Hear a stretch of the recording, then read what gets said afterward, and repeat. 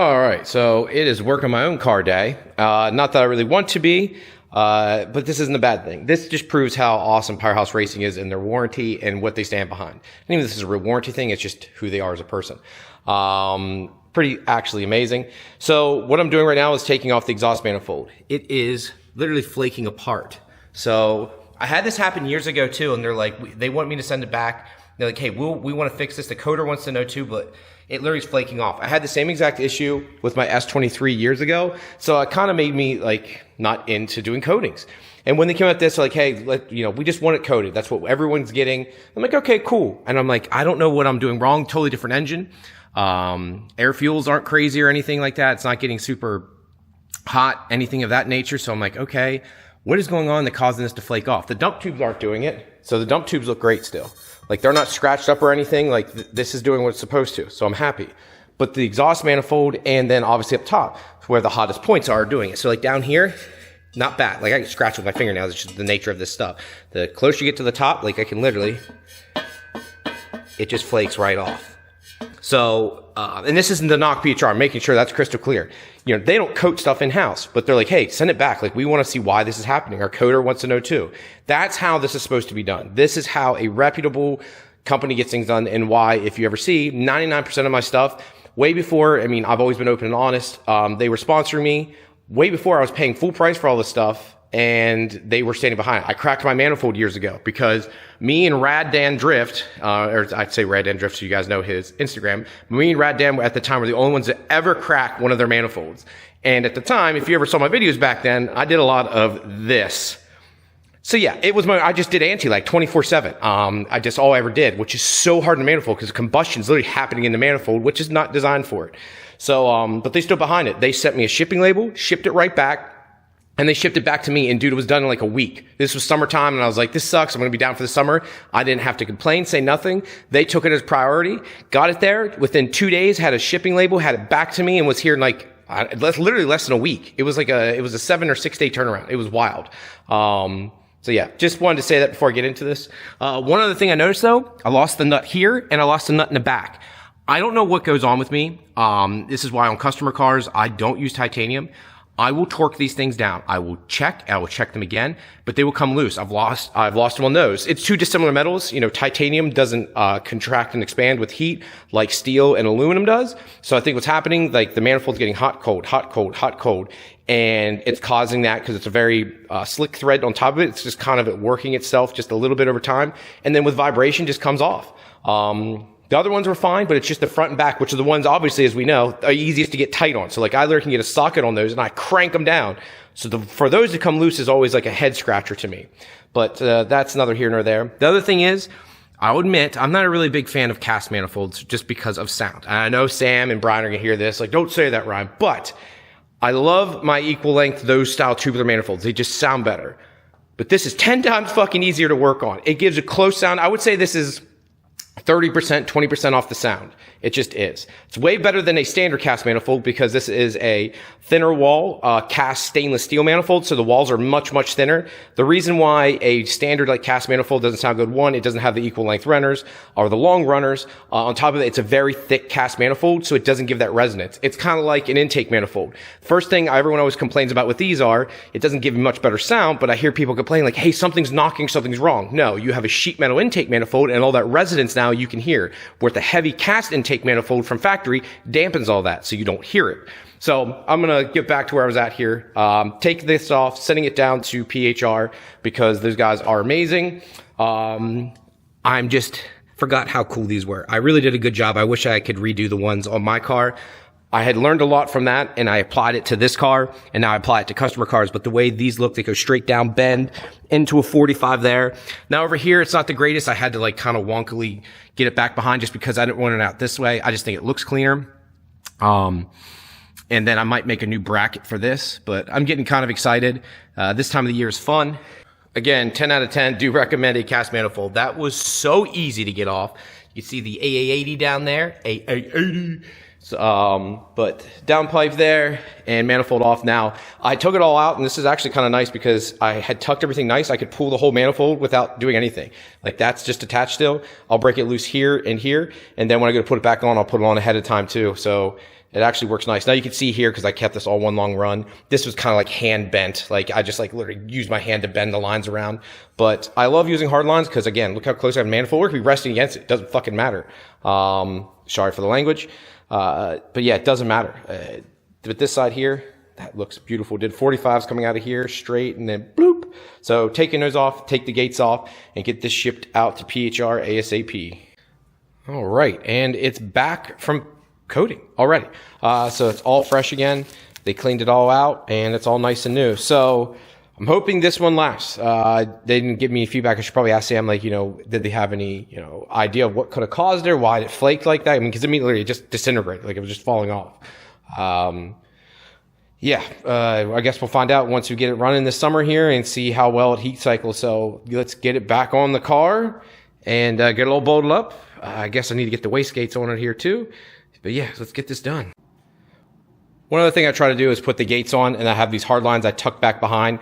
So I got these tightened up, and then I'll tighten the rest of it once it's on the car. This can still rotate, so I don't know exactly where it needs to sit. Same with the top one. But at least it's easier to press these on outside. I can hold the manifold against my chest, push these on, and so on and so forth. These are water ports you see open here, so they don't really matter, so if that's what you're noticing. But yeah, those go underneath.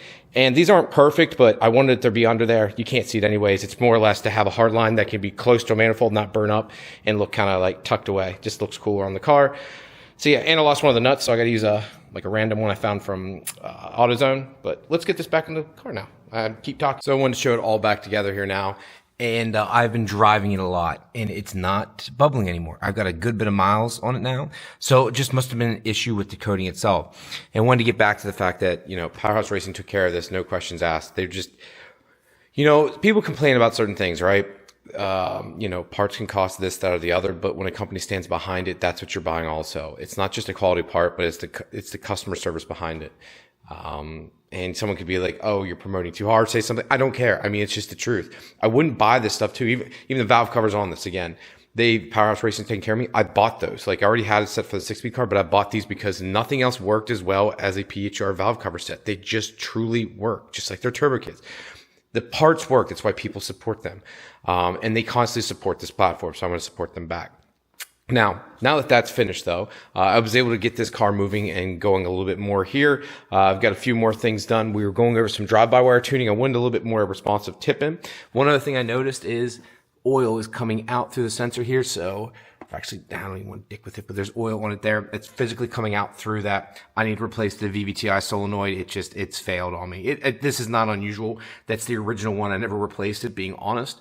And I'm getting ready to leave for Ocean City Cruise Week. That's right. We're going to Cruise Week again. Haven't been there in a while, so I'm excited for that. I got to clean up the inside of the car. You can see it's absolutely filthy here. So I got to do a few things. I'm also getting ready for the 6-speed car. So I got a customer car up on the lift here. We just did a T56 Magnum on this. So there's a bunch of stuff. There's some cars outside. Got some C85 for Frank's Supra. So as you guys can see here, just swapped in another T56. Again, check out purefunction.net, guys, or sales@purefunction.net, and hit me up. We are accepting his ton. I got a guy pretty much working for me full-time, plus another part-time guy, so we can get some stuff done quick. If you guys need anything, please hit me up. Again, the 6-speed car here, the engine's supposed to be back this week. I wanted to originally take this to Cruise Week, but it's not going to happen. I won't get the engine till Tuesday, which that's too much crunch time. That's too stressful for me. That's too much of a chance of something going wrong. I don't want that happening. So I've got everything laid out here. Here's everything for my engine. Putting back pretty much the same stuff. So realistically, once I get it back, it shouldn't be that hard. A couple of things I want to show you guys. I've been printing out more and more stuff here. So this is like for Dan, this purple Supra that's outside, which I'll show you a video here. I give you like a little book back, which I just ordered a bunch of stickers and key tag stuff, so you can see my janky handwriting. But everything you get back, I put them in a folder. This way you're not like, oh, where's this or what's that? Or being honest, not everyone wants to come back. I've been fortunate so far. Every customer ends up coming back to me. But in this case, in case they don't, they have the wiring for the future, what buttons went in the car, all the documentation. So I just put a UC10 digital dash. I marked which pins we use, what's used for what, just so they know if they've ever got to diagnose something, they have that information. The sensors we used, everything. It might seem overkill, but it's also something I wish I had in the past when I worked in my own car. And I feel like customers are going to appreciate that. Things like this too, I made this print sheet. So this is for when you're doing the slave cylinder for my employees. Kind of runs you down like what needs to be done. So pilot bearing first and the clutch install, then going through the slave cylinder. The steps you need to do to make sure you don't make a mistake, because if you do, this is where pulling the transmission in and out can be a pain in the ass. So I make this so like you see here, T56 Magnum, go through a transmission kit, which tilting, make sure that ensure the pilot bearing is removed. Before installing a new one, check the ID and OD, clutch install, go to 30, 60, and 75 foot-pounds. Make sure the discs are lined up. And then slave cylinder is the big one, measuring from the fingers, getting all your measurements. Because if not, you have to pull the transmission back out. Stuff like this. And I've also been printing everything, whether it be Haltech, Motec. I've been printing all the books out now too. Again, I'm sorry for rambling on here, but just kind of go through a bunch. Old Monster Energy is back here too. This is Michael's Supra.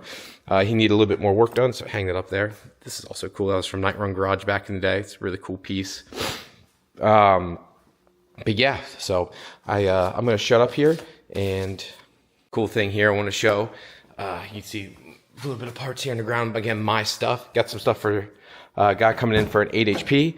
But I got a new carbon fiber steering wheel, and you'll be like, Ryan, how many of these are you going to get? As many as possible, because I freaking love them. So I keep trying to refine them. Like, what is perfection? So my old one was a little bit thicker. So this is much thinner here on these sides, and it feels more OEM-ish, but almost reminds me of like the Audi S3 style. So it's a true flat bottom.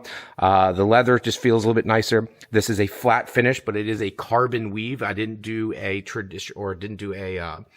what's that called? That forged carbon fiber. I just did a traditional weave this time around. The reason I did that is because my Sparcos have a traditional weave. Now this is gloss, so nothing I can really do there.